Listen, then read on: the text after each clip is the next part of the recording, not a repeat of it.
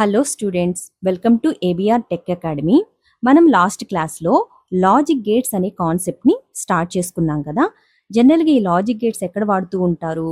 Digital electronic circuits అయినా, computers, laptops, smart phones, calculator, washing machines వీటన్నిటిలో కూడా ఈ లాజిక్ గేట్స్నే యూస్ చేస్తూ ఉంటారు. అంటే మనం ఫర్ ఎగ్జాంపుల్ టీవీని ఆపరేట్ చేస్తున్నాము అంటే మనం రిమోట్తో బటన్స్ని ప్రెస్ చేస్తాం కదా.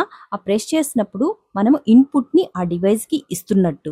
మనం ఇచ్చిన ఇన్పుట్ ఎవరు తీసుకుంటారు అంటే ఈ లాజిక్ గేట్స్ తీసుకొని ఆ సర్క్యూట్ మొత్తం ప్రాసెస్ చేసి మనకు కావాల్సిన అవుట్పుట్ని ఇస్తూ ఉంటాయి. అట్లాగా మనకి different types of logic gates ఉన్నాయి. వాటిలో కొన్ని టైప్స్ని 3 టైప్స్గా క్లాసిఫై చేశారు. అందులో ఫస్ట్ వన్ని బేసిక్ లాజిక్ గేట్స్ అంటామని, సెకండ్ వన్ని యూనివర్సల్ లాజిక్ గేట్స్ అంటామని, థర్డ్ వన్ని స్పెషల్ పర్పస్ లాజిక్ గేట్స్ అంటామని చెప్పుకున్నాం కదా. లాజిక్ గేట్స్ క్లాసిఫికేషన్లోని ఫస్ట్ వన్ అయిన బేసిక్ లాజిక్ గేట్స్ గురించి ఈ క్లాస్లో చెప్పుకుందాము. ఈ బేసిక్ లాజిక్ గేట్స్నే ఫండమెంటల్ లాజిక్ గేట్స్ అని కూడా అంటాము. ఈ fundamental logic gates fundamental operations అయిన అడిషన్, మల్టిప్లికేషను, ఇన్వర్షన్ని పెర్ఫామ్ చేస్తాయి. ఇవి 3 టైప్స్. అందులో first one OR gate. OR gate circuit symbol అయితే ఇలా ఉంటుందిమా. ఇట్లా ఒక చిన్న కర్వ్ లాగా డ్రా చేయాలి. ఇక్కడ కూడా ఒక కర్వ్ లాగా రావాలి, ఇక్కడ ఒక కర్వ్ రావాలి. ఇవి ఎక్కడైతే మీట్ అవుతున్నాయి ఈ పాయింట్ నుంచి అవుట్పుట్ని తీసుకుంటాము. ఈ 2 ఏంటి అంటే ఇన్పుట్స్ అన్నట్టు. ఏబీలు ఇన్పుట్స్, వై అనేది అవుట్పుట్. ఈ ఆర్ గేట్కి ఇన్పుట్స్ 2 కానీ అంతకన్నా ఎక్కువైనా ఇవ్వచ్చు. 3, 4, 5 ఎన్ని ఇన్పుట్స్ అయినా ఇవ్వచ్చు. ఆ ఇచ్చిన ఇన్పుట్స్ అన్నిటినీ ఆర్ గేట్ ఏం చేస్తుంది అంటే యాడ్ చేసి అవుట్పుట్ వైగా ఇస్తుంది. ఇక్కడ ఏబీలు అనేటివి ఇన్పుట్స్, వై అనేది అవుట్పుట్. మరి ఆర్ గేట్ యొక్క ఈక్వేషన్ ఏంటి అంటే Y equal to A plus బిగా తీసుకుంటాం. అంటే ఏవైతే ఇన్పుట్స్ ఇస్తున్నామో వాటన్నిటిని యాడ్ చేసి అవుట్పుట్గా ఇస్తుంది అన్నట్టు. ఆర్ గేట్ యొక్క డెఫినేషన్ చూద్దామా. It gives an output of 1. Output అనేది 1 అవుతుంది ఎప్పుడు? If at least 1 input is 1.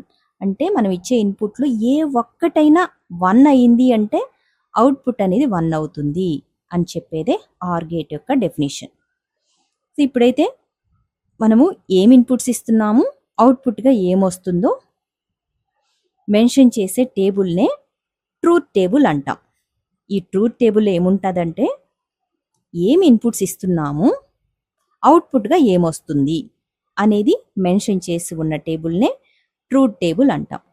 ఇక్కడ మనం ఇన్పుట్స్ ఎన్ని తీసుకున్నాము? 2 ఇన్పుట్స్ తీసుకున్నాం కదా.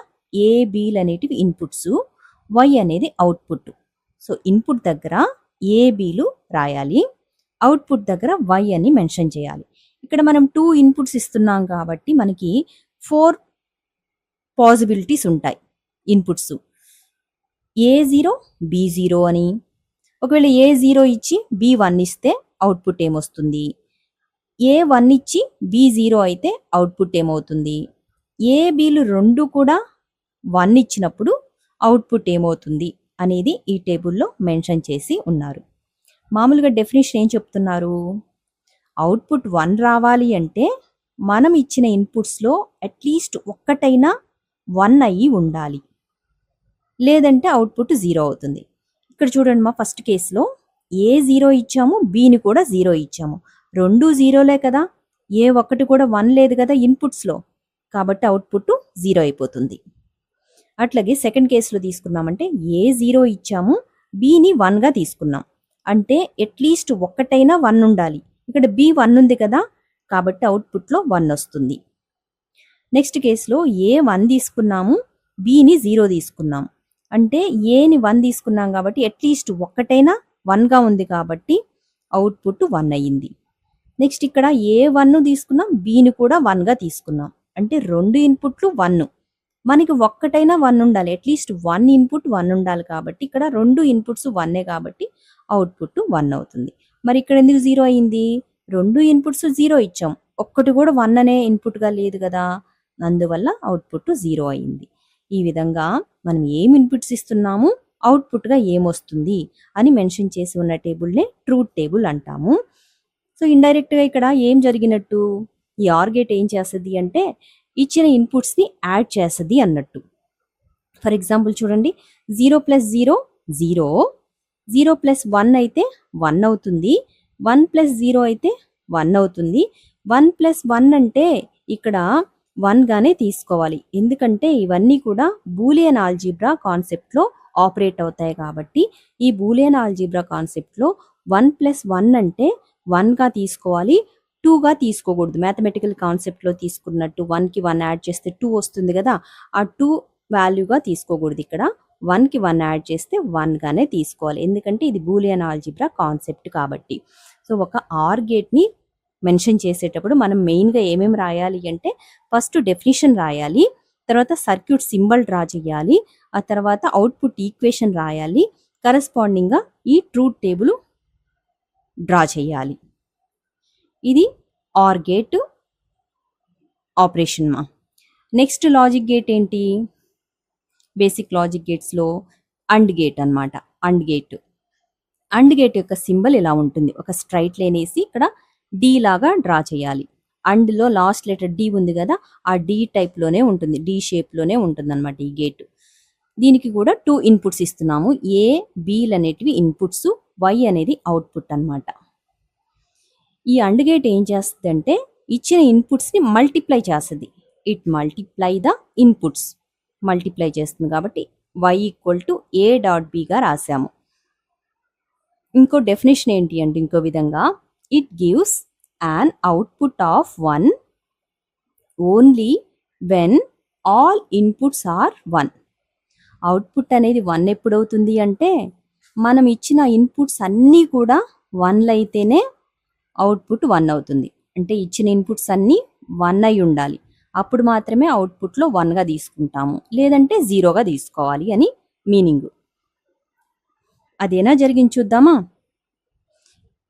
సర్క్యూట్ సింబల్ అయితే డ్రా చేసేసేయండి ఫస్ట్, తర్వాత సర్క్యూట్ ఈక్వేషన్, అవుట్పుట్ ఈక్వేషన్ అంటాం దీన్ని, y = a.bగా రాయాలి, ఎందుకంటే ఇక్కడ ఇన్పుట్స్ని ఇది మల్టిప్లై చేస్తుంది, అండ్ గేటు మల్టిప్లై చేస్తుంది. ఎన్నైనా ఇన్పుట్స్ ఇవ్వు నువ్వు, ఇక్కడ 2 రాసాము, ఇక్కడ 2 కానీ 3 కానీ 4 కానీ ఎన్ని ఇన్పుట్స్ ఉన్నా కూడా అన్నిటిని మల్టిప్లై చేసి వచ్చిన అవుట్పుట్ని ఇక్కడ నోట్ చేసుకోవాలి.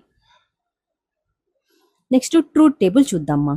ట్రూత్ టేబుల్లో ఏమేమి మెన్షన్ చేయాలి మనము, ఇన్పుట్స్ ఏమిస్తున్నాము, అవుట్పుట్గా ఏమొస్తున్నాయి అనేది ఇక్కడ నోట్ చేయాలి. కాబట్టి మనకి ఇక్కడ ఇన్పుట్స్ 2 ఇన్పుట్స్ తీసుకుంటున్నాం, ఏ బిలు అనేటివి ఇన్పుట్స్, ఇన్పుట్ ప్లేస్లో ఏ బిలు రాసేసేయండి. అవుట్పుట్ దగ్గర y తీసుకుంటున్నాం కదా, y అని ఇక్కడ మెన్షన్ చేద్దాం. ఇక్కడ 2 ఇన్పుట్స్ ఇస్తున్నాం కాబట్టి మనకి 4 పాసిబిలిటీస్ అయితే ఉంటాయి, 0 0 0 1 1 0 1 1. ఇవైతే ఇట్లాగే ఆర్డర్లో గుర్తుపెట్టేసుకున్నాం, 0 0 0 1 1 0 1 1, ఇవి ఇన్పుట్స్ అన్నట్టు. ఇవి రాసేసాక అవుట్పుట్ని మెన్షన్ చేద్దాం. అవుట్పుట్ ఏమవుతుంది చూడండి, ఏంటి డెఫినేషన్ ప్రకారం, it gives an output of 1 only when all inputs are 1. అన్ని ఇన్పుట్స్ 1 అయితేనే అవుట్పుట్ 1 అవుతుంది, అన్ని ఇన్పుట్స్ 1 అయి ఉండాలి. ఇక్కడ చూడండి ఫస్ట్ కేసులో A0 B0 2 ఇన్పుట్స్ 0 కాబట్టి అవుట్పుట్ 0 అయింది. ఇక్కడ A0 B1 అంటే అన్ని ఇన్పుట్స్ 1గా లేవు కదా, ఒకటి మాత్రమే 1 ఉంది, ఇంకొకటి 0 కాబట్టి అవుట్పుట్ 0 అయిపోతుంది. 1 0లో ఈ ఇన్పుట్ మాత్రమే 1, ఈ ఇన్పుట్ 0 కదా, కాబట్టి అవుట్పుట్ 0 అవుతుంది. ఇక్కడ A1 B కూడా 1, అంటే అన్ని ఇన్పుట్స్ 1 కాబట్టి ఇక్కడ అవుట్పుట్ అనేది 1 అవుతుంది. ఈ విధంగా ట్రూత్ టేబుల్ని ఫిల్ చేసుకోవాలి. ఇంకో విధంగా చెప్పాలి అంటే ఏం రాయొచ్చు, ఏం చేస్తుంది అండ్ గేటు మల్టిప్లై చేస్తుంది కదా, ఆ మల్టిప్లై చేసి కూడా అప్లై చేసుకోవచ్చు. 0 × 0 0, 0 × 1 0, 1 × 0 0, 1 × 1 1 అవుతుంది. కాబట్టి ఈ ట్రూత్ టేబుల్ని ఈ విధంగా అయినా రాయొచ్చు. సో అండ్ గేట్కి రిలేటెడ్గా ఏం రాయాలి, ఫస్ట్ డెఫినేషన్ రాసేయాలి, సర్క్యూట్ సింబల్ డ్రా చేయాలి, అవుట్పుట్ ఈక్వేషన్ నోట్ చేయాలి, ఆ తర్వాత ఈ ట్రూత్ టేబుల్ని డ్రా చేయాలి. నెక్స్ట్ థర్డ్ లాజిక్ గేట్ ఏంటి అంటే నాట్ గేట్. ఈ నాట్ గేట్ ఏం చేస్తుందంటే it gives the opposite output of the input. నువ్వు ఏదైతే ఇన్పుట్ ఇస్తావో దానికి ఆపోజిట్లో అవుట్పుట్ని ఇస్తుంది అన్నట్టు. ఈ నాట్ గేట్ సింబల్ అయితే ఇలా ఉంటుంది, ఒక ట్రయాంగిల్ లాగా డ్రా చేసి ఇక్కడ ఒక చిన్న సర్కిల్ డ్రా చేయాలి, బబుల్ అంటాం దీన్ని. ఈ చిన్న సర్కిల్ డ్రా చేసి ఇక్కడ నుంచి అవుట్పుట్ అయితే తీసుకోవాలి. ఇక్కడ ఒక ఇన్పుటే ఇస్తాము, ఏ అనేది ఇన్పుట్, వై అనేది అవుట్పుట్. అవుట్పుట్ ఏమవుతుందంటే y ఈక్వల్ టు ఏ బార్గా నోట్ చేయాలి. అంటే ఇచ్చిన ఇన్పుట్ని ఇన్వర్స్ చేస్తుంది అన్నట్టు, ఇన్వర్ట్ చేస్తుంది. ఏ బార్ అయినా నోట్ చేయొచ్చు, y equal to A bar అయినా నోట్ చేయొచ్చు, లేదంటే y equal to A dash అయినా నోట్ చేయొచ్చు. అట్లాగే ఇదేంటి అంటే ట్రూత్ టేబుల్. మనం ఏం ఇన్పుట్స్ ఇస్తున్నాము, అవుట్పుట్గా ఏమొస్తుంది. ఇక్కడ ఇన్పుట్ అనేది ఏ కదా, ఏని ఇక్కడ నోట్ చేయాలి. అవుట్పుట్ అంటే y కదా, వైని ఇక్కడ నోట్ చేయాలి. ఇక్కడ 1 ఇన్పుటే ఇస్తున్నాం కాబట్టి మనకి 2 పాసిబిలిటీస్ ఉంటాయి. ఏ అనేది 0 కావచ్చు, లేదంటే 1 కావచ్చు. ఒకవేళ ఏ 0 అయితే అవుట్పుట్ ఏంటి, ఏ 1 అయితే అవుట్పుట్ ఏంటో చూద్దాం. ఇది నాట్ గేట్ కదా, ఏదైతే ఇన్పుట్ ఇస్తావో దాన్ని రివర్స్ చేసి అవుట్పుట్గా వేసింది. ఫర్ ఎగ్జాంపుల్ ఇక్కడ ఏ 0 తీసుకున్నాం కదమ్మా, 0కి ఆపోజిట్ ఏంటి 1, కాబట్టి y ఈక్వల్ టు 1 అవుతుంది. ఫర్ ఎగ్జాంపుల్ ఏని 1గా తీసుకున్నాం అనుకో, 1కి ఆపోజిట్ 0 కాబట్టి y అనేది 0 అవుతుంది. సో ఈ విధంగా నాట్ గేట్కి రిలేటెడ్గా ఫస్ట్ డెఫినేషన్ రాయాలి, సర్క్యూట్ సింబల్ డ్రా చేయాలి, అవుట్పుట్ ఈక్వేషన్ నోట్ చేసి ట్రూత్ టేబుల్తో ఎండ్ చేయాలి అన్నట్టు. ఈ 3 లాజిక్ గేట్స్ని ఏమంటాము, బేసిక్ లాజిక్ గేట్స్ అంటాము. ఇంకో విధంగా ఫండమెంటల్ లాజిక్ గేట్స్ అని కూడా అంటాము. ఎన్ని టైప్స్ ఇవి, 3 టైప్స్. ఏమేంటి అవి, or gate, and gate, not gate. Fundamental logic gates అన్నా బేసిక్ లాజిక్ గేట్స్ అయినా ఒకటేను. ఎగ్జామ్లో ఫండమెంటల్ లాజిక్ గేట్స్ని ఎక్స్ప్లెయిన్ చేయమంటే ఈ 3 లాజిక్ గేట్స్ని అయితే రాయాలమ్మా. ఈ వీడియో అర్థమైంది అనుకుంటున్నాను. ఏమైనా డౌట్స్ ఉంటే కామెంట్ చేయండి. నెక్స్ట్ వీడియోస్లో రిమైనింగ్ లాజిక్ గేట్స్ని చెప్తాను. వీడియో యూస్ఫుల్ అనుకుంటే ఏబిఆర్ టెక్ అకాడమీని సబ్స్క్రైబ్ చేయండి. Thank you for watching.